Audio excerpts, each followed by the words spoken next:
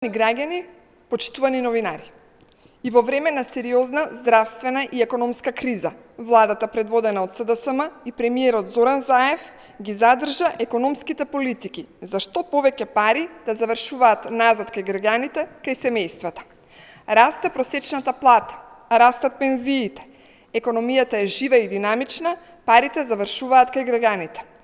Последен доказ за тоа е проектот Мој ДДВ, со кој обезбедуваме дополнителен прилив на средства во секое семејство.